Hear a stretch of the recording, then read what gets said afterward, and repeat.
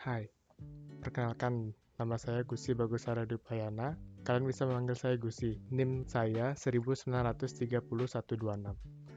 Pada kesempatan kali ini, saya akan mereview buku yang berjudul Sebuah Seni untuk Bersikap Bodoh Amat. Sebuah buku yang dibuat oleh seseorang yang tidak cukup baik di masa mudanya, yaitu Mark Manson. Buku ini diterbitkan pada tahun 2016 di New York oleh Harper One dengan judul asli, mungkin ini bahasanya sedikit kasar, tapi saya akan menyebutkannya saja. The Subtle Art of Not Giving. Jadi, buku ini judulnya saja sudah lumayan kasar. Buku ini diterjemahkan ke bahasa Indonesia oleh F. Wicaksono dan diterbitkan pertama kali oleh PT Gramedia Widya Sarana Indonesia. Buku ini langsung laris terjual di pasaran dan menjadi bestseller Gramedia pada tahun 2019. Sebelum saya mulai mereview buku ini, ada baiknya kita mengenal terlebih dahulu siapa itu penulisnya, yaitu Mark Manson.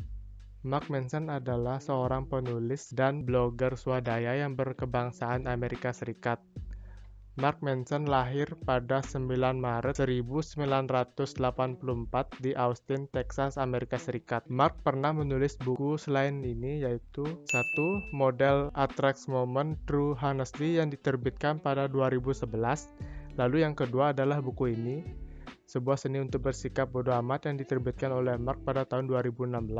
Dan yang ketiga ada Everything is a Book About Hope, merupakan lanjutan dari buku ini. Kita sudah sedikit mengenal tentang siapa penulis buku ini, yaitu Mark Manson, si penulis buku yang sedang saya review kali ini. Dari dua judul buku yang sudah dirilis oleh Mark, sudah terlihat jelas dengan penggunaan kata-katanya yang sedikit kasar dengan penyebutan kata pada judul buku yang kedua terakhir. Buku ini terdiri dari 9 bab dan 247 halaman, yang dimana setiap bab dari buku ini memberikan judul yang sedikit nyeleneh bagi saya di awal, seperti bab yang pertama, jangan berusaha, bab yang kedua, kebahagiaan itu masalah, dan bab yang ketiga, Anda tidak istimewa. Namun, setelah ketiga bab yang tadi saya sebutkan, buku ini sudah memberikan judul bab yang menurut saya sudah tidak nyeleneh lagi. Jangan menilai buku dari covernya saja. Sesuai dengan peribahasa yang tadi saya sebutkan, awalnya saya tidak tertarik dengan buku ini karena penggunaan kata yang sedikit nyeleneh tadi membuat saya untuk tidak berkeinginan untuk membaca buku ini. Namun setelah saya memaksakan diri, saya menarik kata-kata yang tadi. Selanjutnya kita akan mulai review bukunya. Di sini saya akan mereview 3 bab utama saja, yaitu bab 1, bab 2, dan bab 3. Kita mulai dari bab 1, di mana bab 1 judulnya yaitu Jangan Berusaha. Seperti yang saya katakan tadi, judul pertama ini seperti seseorang yang sudah pesimis terhadap kehidupannya. Namun ternyata tidak seperti itu. Mark memulai bab 1 ini dengan cerita Charles Bukowski, seorang pecandu alkohol dan seorang pecundang yang menjadi seorang penulis novel dan penulis puisi terkenal, yang dimana popularitasnya melampaui harapan setiap orang, terutama dirinya sendiri. Meski tahu dahulu Charles Bukowski seorang pecundang, ia tidak berkeinginan menjadi orang lain, melainkan ia menerima dirinya tersebut dan kemudian menulis tentang dirinya secara jujur. Menjadi diri sendiri adalah kuncinya. Kunci untuk kehidupan yang baik bukan tentang mempedulikan lebih banyak hal, tetapi tentang mempedulikan hal yang sederhana saja. Hanya peduli tentang apa yang benar, mendesak, dan penting. Itulah yang Mark ucapkan untuk cerita Bukowski kali ini. Mengapa Mark mengatakan seperti itu? Karena ketika kita kurang mempedulikan sesuatu, kita justru mengerjakan hal itu dengan baik. Dengan kata lain, bersikap bodoh amat sesungguhnya akan menghasilkan hal yang besar yang membuat kita memandang langsung tanpa getar tantangan yang paling menakutkan dan sulit dalam kehidupan dan mau mengambil suatu tindakan. Bodoh amat ini dijabarkan menjadi 3 buah seni oleh Mark, yaitu yang pertama, masa bodoh bukan berarti menjadi acuh tak acuh. Masa bodoh berarti nyaman saat menjadi diri sendiri. Lalu yang kedua, untuk bisa mengatakan bodoh amat pada kesulitan, pertama-tama Anda harus peduli terhadap sesuatu yang jauh lebih penting dari kesulitan.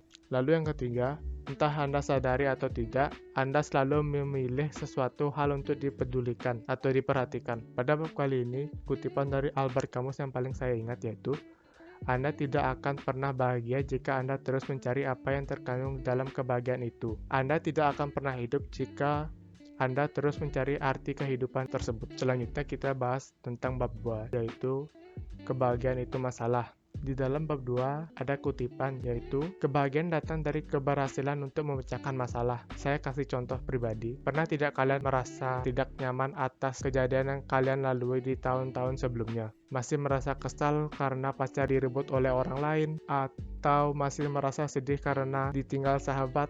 Itu terjadi karena di dalam sana masih terdapat masalah yang belum tersentuh atau tidak terselesaikan. Kebahagiaan membutuhkan perjuangan. Kebahagiaan tumbuh dari suatu masalah. Jalan setapak menuju kebahagiaan adalah jalan yang penuh dengan tangisan dan rasa malu. Lalu kita lanjut dengan bab 3. Kita tidak istimewa.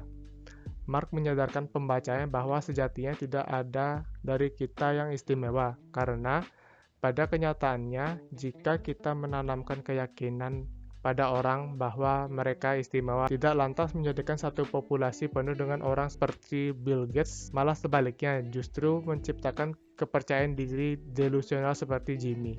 Pengukuran yang benar tentang penghargaan diri itu bukanlah dari seseorang merasakan pengalaman yang positif, tapi justru pengalaman negatif. Kemalangan dan kegagalan sungguh berguna dan dibutuhkan untuk membangun karakter yang dewasa dan sukses. Saya memiliki kesimpulan dari buku ini, yaitu buku ini sangat cocok dengan saya, yang di kehidupan asli sudah terlalu bodoh amat dengan sekitar, tidak mempedulikan apa dan lumayan cuek. Saya pernah berpikir kalau sifat seperti itu harus dihilangkan. Namun setelah saya membaca buku ini, saya menjadi mengerti kapan harus menggunakan sifat bodoh amat saya dan kapan tidak. Buku ini mungkin cocok untuk beberapa orang yang sedang berada di fase mempedulikan semua hal, memusingkan ini dan itu, dan selalu overthinking. Buku ini cocok untuk kalian yang berada di fase yang tadi saya sebutkan. Namun, buku ini juga merupakan buku terjemahan dari bahasa Inggris yang dimana ada beberapa istilah kata yang mungkin kalian tidak akan mudah untuk mengerti dan harus googling arti dari kata tersebut. Dan di beberapa bab dari buku ini menggunakan kata-kata yang sedikit kasar menurut saya. Mungkin tujuan penulis menggunakan kata kasar tadi untuk membuat pembacanya merasa terpukul dan merubah sifat yang tidak dibutuhkan itu. Hiduplah dengan apa adanya, tanpa perlu terlalu peduli pada hal yang seharusnya tidak perlu dipedulikan. Karena berprinsip bodoh amat itu sesungguhnya menyenangkan dan bermanfaat. Jadi seberapa keras dan sakitnya omongan orang lain terhadap kalian, hendaknya kalian pakai hukum kebalikan, bahwa saya sendirilah yang menganggap omongan orang itu negatif. Jangan terlalu terburu-buru untuk menilai omongan dari seseorang itu buruk. Siapa tahu omongan dari orang lain itu akan menjadikan diri kalian menjadi lebih baik. Sekian review dari saya terhadap buku ini. Sekian dan terima kasih.